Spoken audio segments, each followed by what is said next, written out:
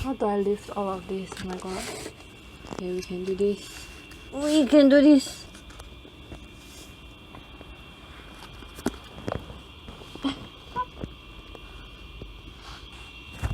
Oh my god, no. Oh.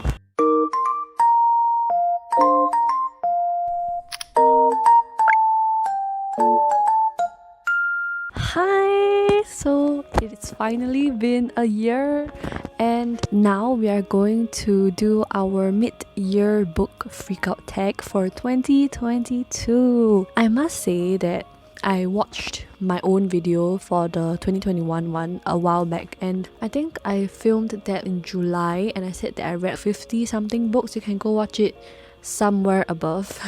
I'm filming this now. It is about mid-June, and I have already read 71 books. So without further ado, let's quickly start talking about the 71 books that I've somehow read so far. I think all the readathons and all the book related videos helped me to read more. So yeah, let's start talking about them. I will link the original creators in my description box below, as well as the questions, as well as timestamps for you to skip to anywhere you want to go to. Okay, let's start. How much have you read? I have read, as I mentioned, 71 books so far. The next question, best book you've read so far in 2022. It is going to be Lonely Castle in the Mirror. It has also been my only 5-star as of date for 2022. So if you're here from Bookstagram, you would have seen my review, I think, of Lonely Castle in the Mirror, where I was saying how it's only January and I've already read my first 5-star of 2022. Like, how is this possible? The year is going great. And yeah, ever since then I haven't had another 5-star. So this is a bit sad, but it's okay.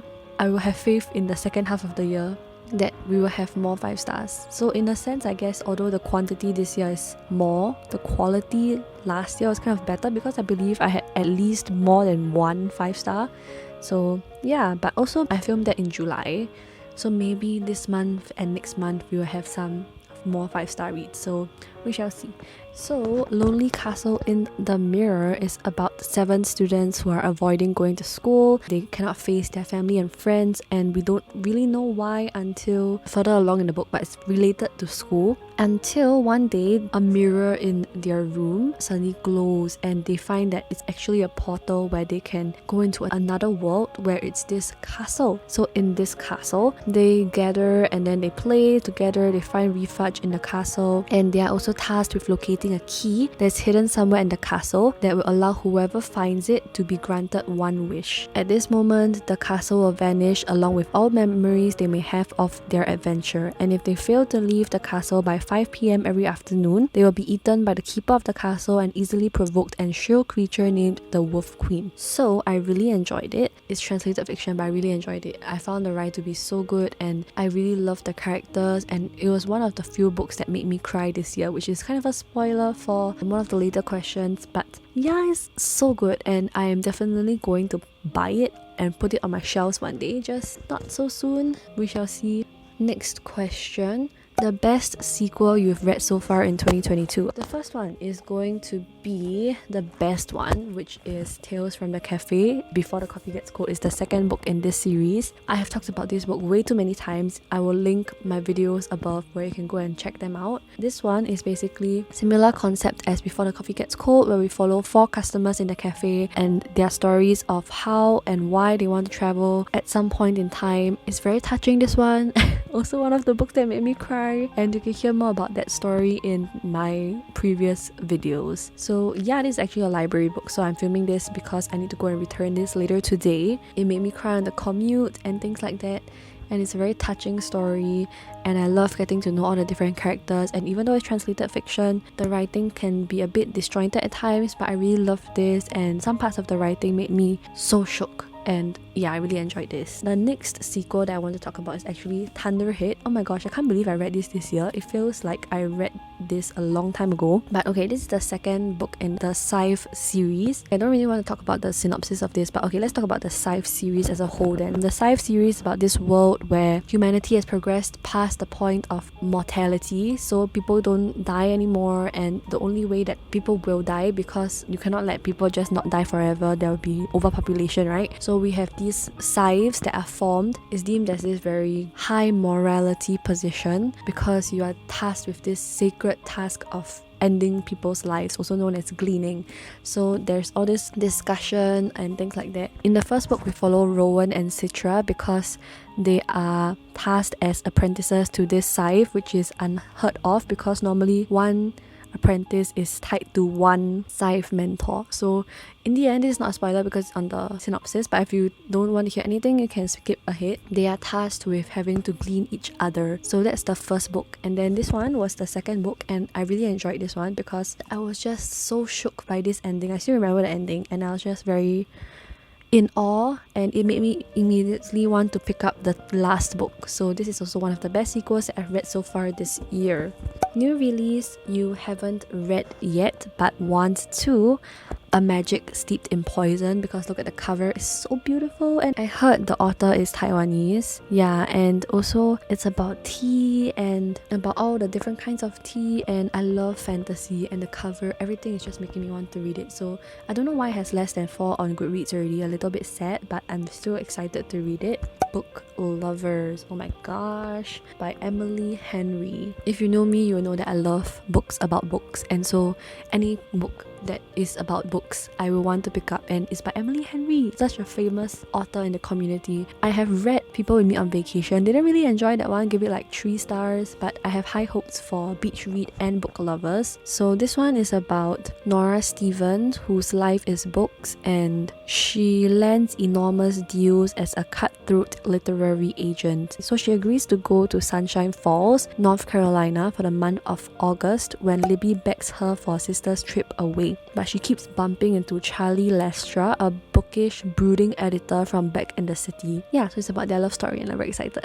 Next is My Mechanical Romance. This one, because I heard that it has kind of an academic theme to it, and if you know me, you know that I love academia themed romances. Like The Love Hypothesis is one of my favorites. They Never Learn has an academia theme which I really enjoyed also. So this one is about Belle, who would rather die than think about the future, but when she accidentally reveals a talent for engineering at school, she's basically forced into joining the robotics club, and all the boys ignore Belle, and also Neelam, the only girl on the team, also doesn't seem to like her. But then there is Matthew Luna, who is captain of the club, who recognizes Belle as a potential asset until they start butting heads. Yeah, so it's kind of like a enemies to lovers, opposites attract romance, I guess. And it's about university life and STEM. Oh my gosh, yeah. One last one that I'm very excited to read, and I am going to the library tonight, so if I manage to borrow it, I'll insert the clip now. This one is by Tracy Chi, who I know has written We Are Not Free, which I'm also intrigued by, but this one is released this year. So 1,000 Steps Into Night is about Miyoko, who lives in the realm of Awara, where gods, monsters, and humans exist side by side. Miyoko is an ordinary girl resigned to a safe, if uneventful, existence as an innkeeper's daughter. But when she is cursed and begins to transform into a demon with a deadly touch, she embarks on a quest to reverse the curse and return to her normal life. And this is a fantasy standalone. Oh my gosh, I hope it's good, and it already has less than 4, which is a little bit sad again, but I hope I enjoy it. Next question. Most anticipated release for the second half of 2022. Before Your Memory Fades. I also talked about it in that video where I talked about Tales from the Cafe. It's basically the third book in that series, which will soon to be translated into English in November 2022 if I'm not wrong. So yeah, I'm very excited for that. Love on the Brain, which is written by the author Ali Hazelwood, who wrote The Love Hypothesis. This one is coming out in August, so it's not a very long wait away. Love on the Brain is about an avenging purple-haired Jedi bringing balance to the mansplained universe. B lives by a simple code mode. What would Marie Curie do? If NASA offered her the lead on a neuroengineering project, a literal dream come true after years scraping by on the crumbs of academia, Marie would accept without hesitation. But the mother of modern physics never had to co-lead with Levi Ward, who is a tall, dark and piercing eyes guy. Basically, it's a romance with academic themes again. My kind of romance. So yeah. Okay, then the last one is Heart of the Sun Warrior, which is the sequel and I hope is the conclusion to the Daughter of the Moon Goddess duology. Because look at this cover, just look at it, it's so stunning. So I gave Daughter of the Moon Goddess 3.75 stars. I basically want to finish that series and I'm excited to read the conclusion. So what's Daughter of the Moon Goddess about? It's about Xing Yin, who is the daughter of the moon goddess Chang'e, and she has been hiding on the moon until one day her magic flares and her existence is discovered. She is forced to flee her home, leaving her mother behind. She makes her way to the celestial kingdom while disguising her identity, and she seizes an opportunity to learn alongside the emperor's son, and to save her mother, Xing Yin embarks on a perilous quest. I kind of forgot what happened already, so I have to reread that before the sequel comes out, but yes. Next question, biggest disappointment so far. I would say it's In My Dreams I Hold a Knife. This one, I have talked about it in the academia themed sort of reading blog that I will link up above again. I was looking forward to reading this because I know that BookTube loves this book a lot, so I was expecting to be blown away because a similar book that I know BookTube loves a lot is They Never Learn, and I enjoyed that, so I expected myself to like this similarly, if not even more, because this one also has an academic theme, which is one of the things I like in books, but apparently not, because I gave it 2 stars. So this book is about 6 friends, 1 college reunion and 1 unsolved murder, and it's about discovering what exactly happened and who was behind that murder case. I don't know, the twists were kind of like meh to me, the atmosphere was kind of like meh to me, so overall I gave it 2 stars, but I will still be reading more from this author and hopefully it will be better, a better reading experience for me. Another disappointment is Warcross. Okay, I've read that in a previous video. I'll also link it up above if I have any more cards to put. Warcross by Marie Lu is about this world, Warcross, invented by this person called Hideo Tanaka, and it has become a way of life. So people just log into Warcross for everything, and in this world, we follow a teenage hacker known as Emika Chen, who is a bounty hunter who tracks down players who bet on the game illegally. One day, she accidentally hacks into the system and gets discovered for it, and she gets recruited by Hideo Tanaka as a spy to find out who is causing havoc in the Warcross world. So that was the first book. The concluding book, which was Wild Card, was the one where I was disappointed in because I was expecting the ending to be very good, but in the end I gave it 3 stars, which is less than what I gave Warcross. I think I gave Warcross 4 stars. I thought the ending was fine, nothing special, and I just wanted more from it. So in the end I only gave it 3 stars, which is why I was a little bit disappointed by it, but I still recommend reading Warcross because of how it took me by surprise, because it's YA sci-fi and I don't normally read sci-fi, but I enjoyed that one. Okay, next disappointment is You've Reached Sam by Dustin Tao. The cover is beautiful, the story sounds heartbreaking, but I felt nothing.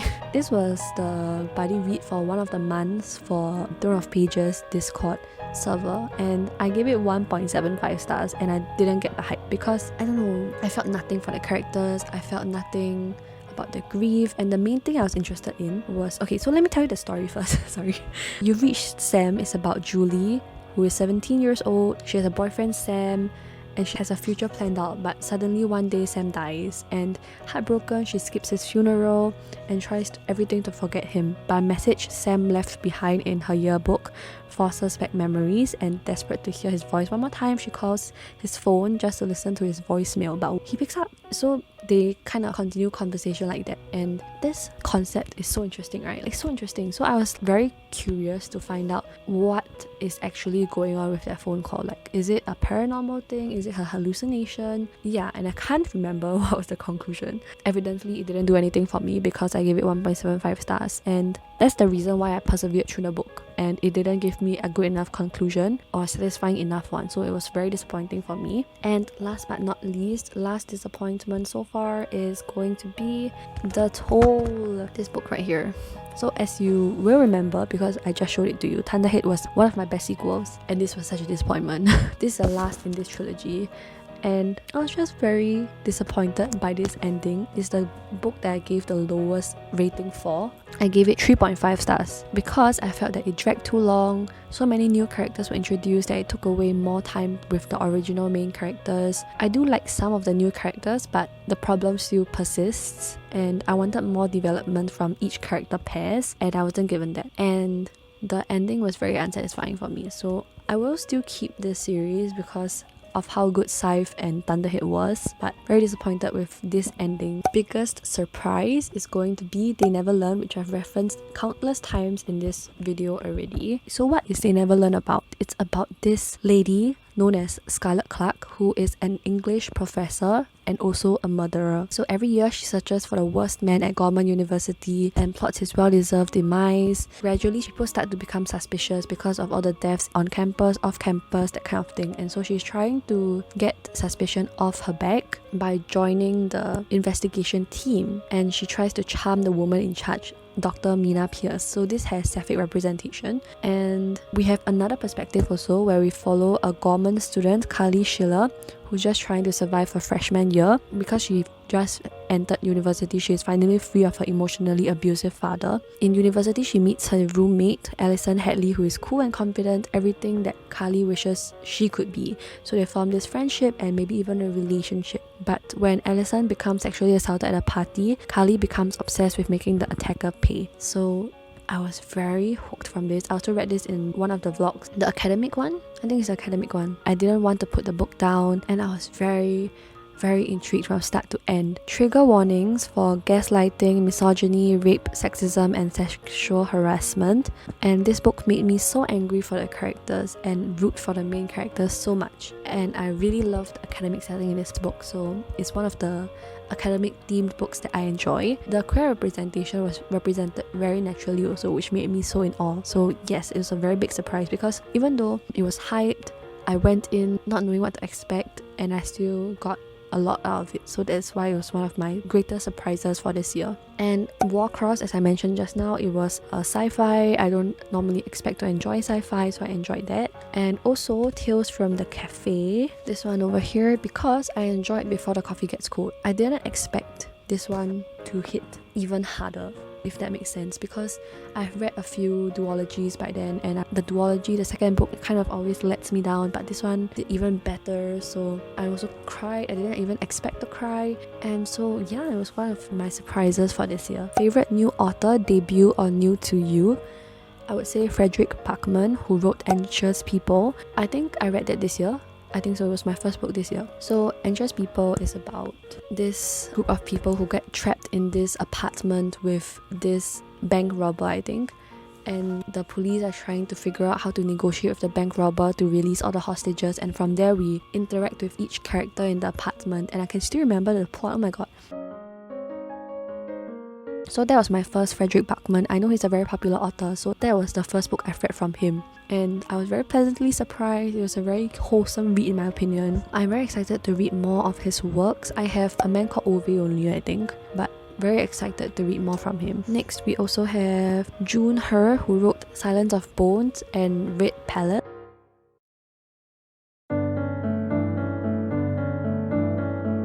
Silence of Bones I read last year, I think. Both books are historical, and I'm very surprised because I tend not to gravitate towards historical books anymore, but it's kind of like a Korean historical setting, and it's something that I haven't read before, which is why I'm very intrigued by June He. And both books, I think I have enjoyed the setting, the plot, although I think towards the end it kind of let me down a bit for Silence of Bones. Both really remind me of K-dramas, which is why I like June He's books, and I'll definitely be reading more from her. The newest fictional crush is going to be Victor from Vicious and Vengeful.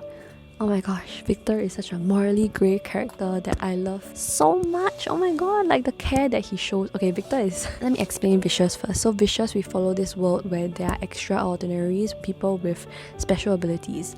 So we have this academic setting also.